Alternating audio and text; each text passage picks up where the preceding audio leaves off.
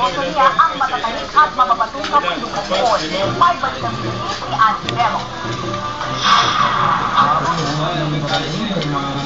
Ang mga brace sa likod at bakal sa mga spinal cord. Wala nang mga parasa ang kanyang katawan. Bagi sa mga ito, nagtratak po para sa ito.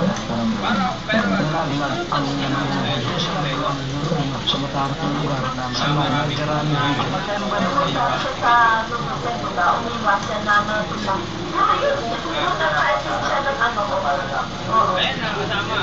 Kaya naisip yung paa niya.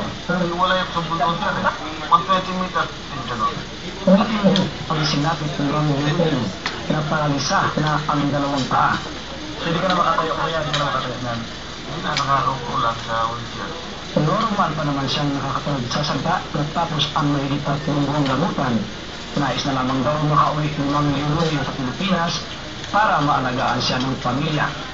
Para mabayaran ang hospital billing niya na aabot na sa 50,000 Saudi Riyals o katumbas ng 639,900,000 pesos ay maaari na siyang na-discharge. Badin, kinuha siya ng kapon, hindi nagpaalam. Yung bumalik ito, tinawagan natin, kuya magbalik ka. Wala kang hindi ka report, paano ka makauman? So nagbalik ito. So ngayon, may hindi kang report na. Tapos waiting na lang. Pagka-consultation, voluntary, you can go in. Kaya naman, nananawagan si Ma'am Romeo sa Ura na tulungan siya sa hospital bills at sa pagpapagamot sakaling mga makauwi na siya sa atin sa Pinas.